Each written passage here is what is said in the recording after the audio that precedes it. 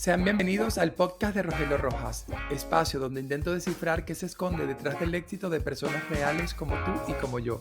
Ven, acompáñame y sé testigo de esta aventura.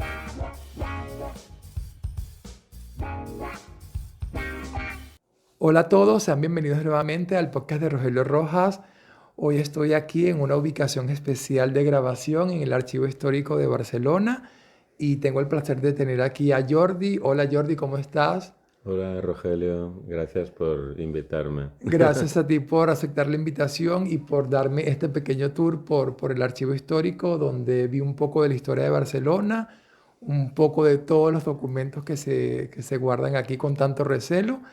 Y ahora también quiero conocer tu historia y mi audiencia que está ahí escuchándote para entrar de lleno. ¿Quién eres? ¿Quién es Jordi? Bueno, soy un archivero, que no es una profesión muy conocida, ¿no? Archivista a veces también lo llaman en otros países, ¿no? Pero bueno, más que nada soy un ser humano que nací en Berga, en la provincia de Barcelona. Berga, por cierto, con B de No Barcelona. es vete a la verga, ¿ah? No, no es la Berga, digamos. Y bueno, pasé ahí la infancia, estudié el bachillerato, luego en Barcelona vine a la universidad, estudié historia y documentación. Y entonces ya a partir de los años finales de la década de 1980 ya entré a trabajar muy joven en el archivo municipal. Y ahí he pasado por distintos centros de archivo, el archivo fotográfico, un archivo de distrito, en Gracia concretamente. Y bueno, aparte, pues esto también fue una especie de ese exilio, ¿no? Porque yo al venir a Barcelona fue un poco cuando salí del armario como persona del colectivo LGTBI y me siento muy vinculado a la ciudad, aunque nací en Berga, pero me siento barcelonés, ¿no? Un barcelonés más. ¿Eh? ¿Y cómo de niño te llamó la atención la historia? Porque, o sea, poca gente lo estudia, como lo acabas de decir. El archivo, o sea, eso, recolectar esa información, ¿de dónde nació todo eso? Bueno, a ver, a mí me gustaban más las humanidades, más que las ciencias, ¿no? Era buen estudiante porque yo era como muy aplicado y sacaba muy buenas notas, pero me atraían más las humanidades y tenía curiosidad por la historia, ¿no? Por saber el pasado, ¿no? Porque claro, es este registro que queda a partir de los edificios, de los objetos y también los documentos, ¿no? Por eso hay arqueólogos que trabajan más pues los objetos, los restos materiales y los archiveros que trabajamos a partir de lo escrito, ¿no? De lo escrito por las personas. O también registros orales, que es el tema de la historia oral, ¿no? Que es una fuente un poco alternativa a los documentos, que siempre es una visión como más oficial, ¿no? Y bueno, a mí me gustaba, ya me acuerdo que me gustaba la asignatura de historia del arte, en general las humanidades, la literatura, y me gustaba pues investigar sobre el pasado, cosas que me contaban mi propia familia, ¿no? De casas donde habíamos vivido, donde habían nacido. Y eso cuando vine a Barcelona pues también lo trasladé al conocimiento de la ciudad, ¿no? Y a la curiosidad por saber cuál era el origen de esa casa, quién había vivido allá, cómo se construyó, quién, por qué. Y de ahí también aparece otra afición por los viajes, ¿eh? Yo también he viajado mucho y era parte de esta misma curiosidad, ¿eh? Por conocer, ¿eh? por, por ir un poco más allá de la visión superficial y buscar. Yo me acuerdo, era muy amante de joven de las enciclopedias, ahora ya con internet no necesitamos la enciclopedia del libro, pero aún así soy un apasionado de buscar información y bueno, a esto me he dedicado, ¿no? Desde el mundo de los archivos y también un poco las bibliotecas, ¿no? Y en tu vida personal, ¿cómo has visto la evolución de todo el colectivo LGBT aquí en Barcelona desde que llegaste aquí en tu juventud hasta ahora? ¿Te ha sido fácil? ¿Te fue difícil? No, creo que es muy interesante. Precisamente aquí en el Archivo Histórico de la Ciudad, hace un par de años, iniciamos una colección de recogida de testimonios orales del movimiento LGTBI y también recientemente hemos recibido el fondo documental del colectivo gay de Barcelona, que fue una de las asociaciones que se crearon, ¿no? Y bueno, lo viví en una época yo creo bastante brillante, ¿no? De lo que se llama el ambiente, ¿no? De los bares LGTBI, discotecas, porque era la época de la música disco Bueno, era todo como muy glamuroso en los años 80, al menos yo lo viví así, ¿no? Y pienso que ahora esto se ha perdido un poco, tal vez por internet, por las redes sociales, no es tan necesario, también porque ha mejorado mucho la tolerancia sobre el colectivo LGTBI, no es tan necesario crear esos guetos, esos bares o locales donde los gays nos conocíamos, porque hay otras formas y porque es todo más abierto.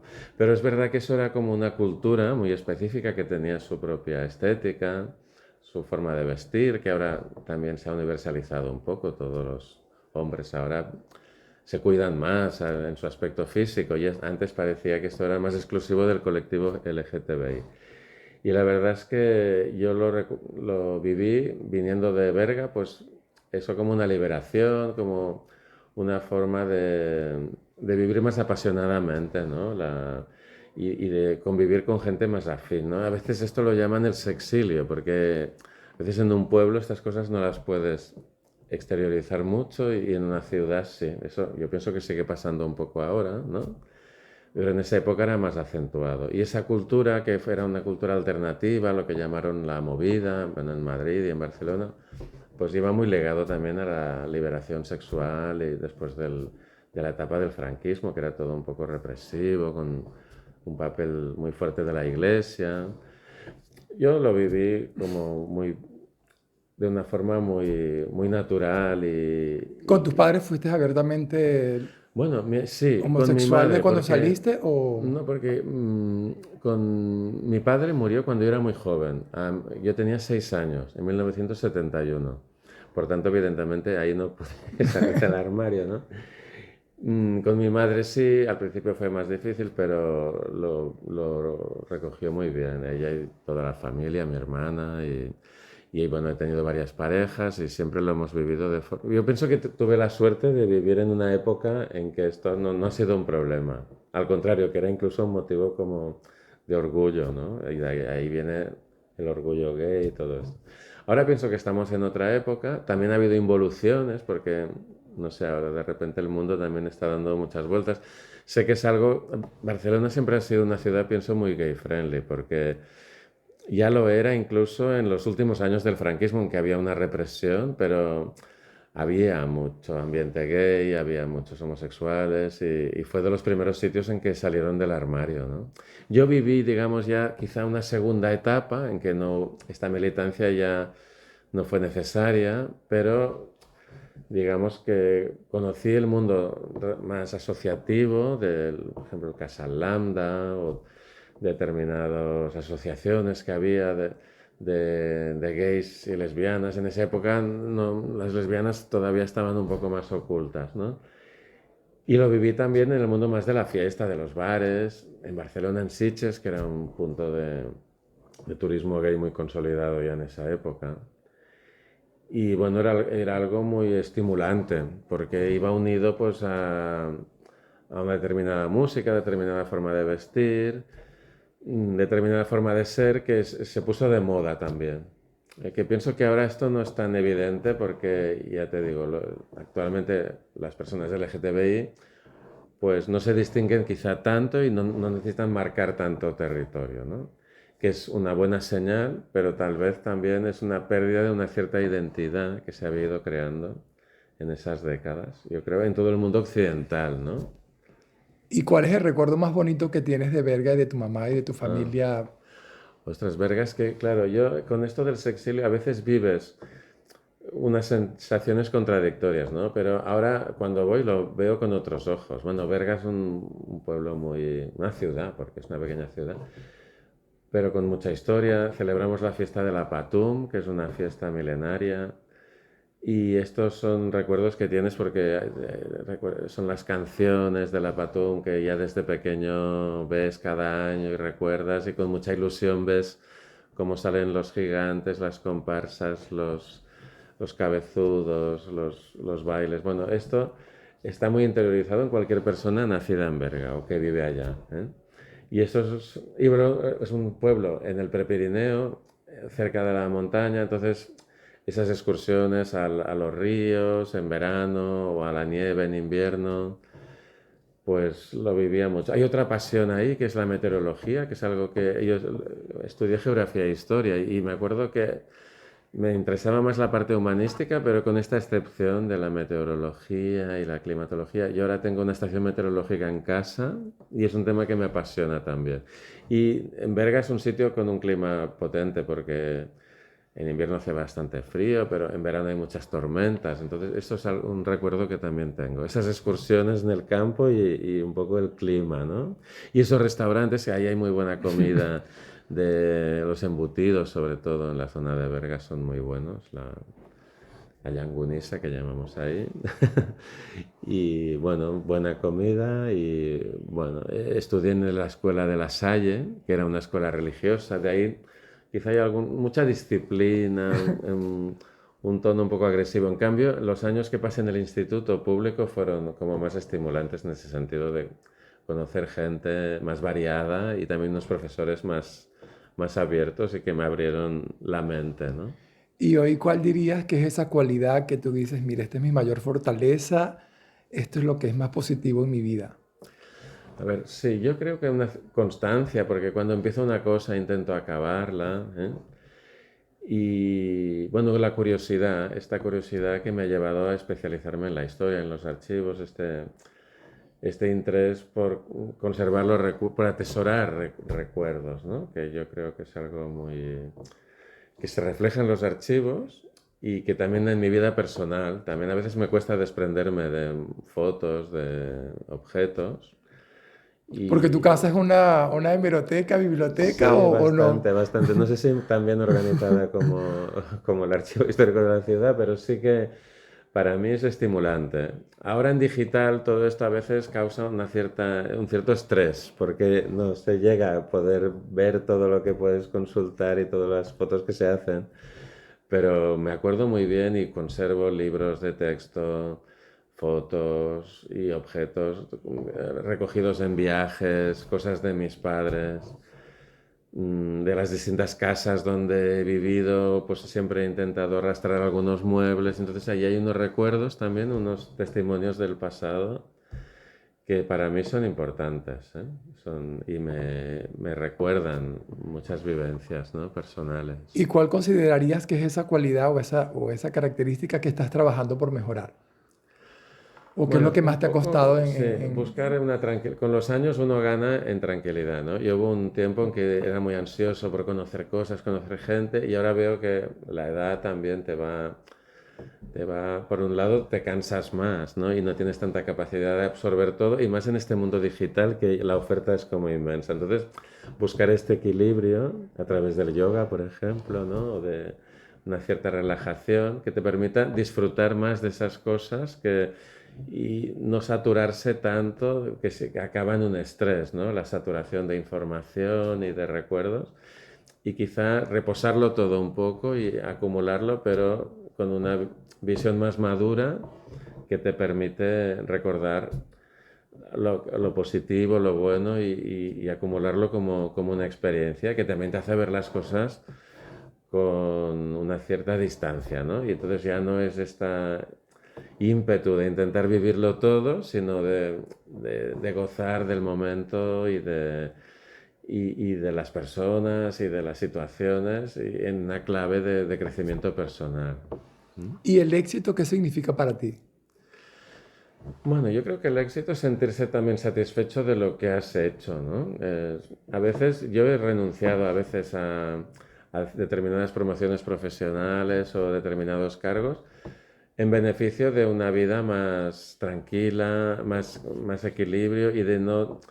A veces me ha asustado algunos retos que he visto que no era capaz de hacer y he sabido decir que no en algunos momentos y creo que ha sido algo positivo para poder vivir con un punto de relajación y de disfrute de aquellas cosas que sí me interesaban, ¿no? A veces un éxito profesional muy grande implica muchas horas de sacrificio y dedicarle menos a la pareja, a la casa. No sé, tengo siempre un gato y pienso que hay que tener tiempo para todo en la vida y hay que saber decir que no, a veces es difícil y también te puedes equivocar porque a lo Sí. mejor te pierdes una faceta que podría haber sido importante, pero que al final compensa digamos, en disfrute del día a día y de las distintas facetas de la vida, ¿no? La pareja, la familia, la casa, los viajes y el trabajo también, ¿no? Y de tus viajes que me comentaste que era una de tus aficiones, ¿qué has aprendido de todos los lugares que has visitado y conocido? Sí, pues bueno, yo creo que ¿Cuál es tu máxima sí, o tu he visitado como principal? unos 60 países, que es bastante, ¿eh? No he hecho viajes muy largos porque yo me tira a volver a casa, ¿eh? También, pero sí que he aprendido cultura, he aprendido a ser más tolerante, a ver las cosas de distintos puntos de vista, porque a veces, no sé, si no te mueves de tu pueblo, de tu casa, las cosas no las ves con la amplitud que se ven viajando por el mundo, ¿no? Y también a ponerme en el sitio de otros y valorar distintos aspectos de la cultura y de la sociedad, ¿no? Por tanto, yo lo veo como un enriquecimiento. Estuve unos años, viajé bastante por Latinoamérica, después también ¿A Venezuela has conocí ido? Venezuela, no, es una de mis asignaturas ¿Qué te falta pendientes. ¿Eh? Conozco Venezuela? Colombia, conozco Brasil, Perú, pero me falta Bueno, Venezuela. tienes pendiente Sí, sí, sí. Venezuela, No, ¿ah? no, quiero completar el mapa, ¿eh? Conocí Asia, aunque ya hay más barrera, digamos, lingüística y cultural. También me gustó, me apasioné con la cultura asiática, con el arte. África no lo conozco tanto porque también hay temas ahí de salud, que a veces hay un poco más de peligro a la hora de viajar. Y con los años también busco como más seguridad. Y Europa creo que más o menos lo conozco bien. Otra asignatura pendiente es Australia, que espero cuando pueda jubilarme hacer el Camino de Santiago, que es algo que he hecho parcialmente, pero que creo que es un viaje Te lo espiritual recomiendo, que yo quiero lo hacer. hice completo y me Ah, cambió mi pues vida. sí, pues me gustaría hacerlo bien y con calma. Y también viajar a Australia o hacer como una vuelta al mundo en barco, no sé, ir a América en barco, algo así, que también me hace ilusión. Y necesito como más tiempo y más relajación, porque ahora los periodos de vacaciones que tengo no me dan suficiente, ¿no? ¿Y qué es lo más valiente que has hecho hasta ahora, Jordi? Valiente. Sí, bueno, yo creo que he sido atrevido a nivel ideológico, ¿no? O sea que me he comprometido con causas como el movimiento LGTBI, con el tema de la cultura también, con temas como el VIH, por ejemplo. Pues he sido comprometido en esto y he sido valiente. También tolerante, ¿eh? Porque me he adaptado siempre a los interlocutores, he intentado chupar pues de todo lo que he podido de todas las personas que he tenido la ocasión de conocer, ¿no? Pero he sido valiente desde este punto de vista, ¿no? De posición ideológica y en cuanto a los movimientos sociales con los que me he sentido comprometido. Aunque también me he vuelto muy tolerante y muy, a ver, como muy permisivo y muy adaptado a cualquier circunstancia y por lo tanto puedo discutir de política, de cultura, de sexo con cualquier persona tenga las opiniones que tenga. ¿Mm? Jordi, estamos llegando casi al final del programa. Antes de finalizar, quiero saber si tienes algún tipo de red social donde alguien si quiere contactar contigo para tener una charla de cualquier tema o si quiere consultar algún tipo de documento. No sé si tienes Instagram o dónde te pueden conseguir. Sí, estoy en Instagram. Mi apellido es bastante singular, Serx. Es que además, este es un nombre de un pueblo cerca de Berga y es fácil encontrarme. Yo pienso en Instagram, que es donde yo pienso que ahora soy más activo.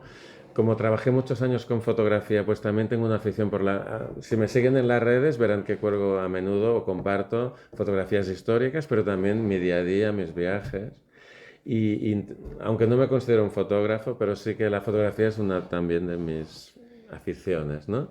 Y tal vez en Facebook es más social lo que comparto y Twitter, bueno, la X cada vez menos, pero también ahí quizás más lo más profesional, ¿no? Del ámbito de los archivos, de la cultura y en general del mundo del patrimonio, ¿no? Igualmente dejaré tanto aquí en YouTube y en Spotify en la descripción el enlace a la cuenta de Instagram y cualquier otra cuenta de Jordi para que cualquier cosa le hagan llegar una pregunta, un mensaje. Y antes de Estaría finalizar, encantado. quiero preguntarte, hoy en día con tu madurez, con todo lo que has vivido, lo has viajado y has aprendido, ¿qué le dirías a ese niño de 5 años allá en Berga? Hoy, si tú se te da la posibilidad de un Dios, del cosmos, de algo, de hoy así con esta adultez de ir a ver ese niño, ¿qué le dirías?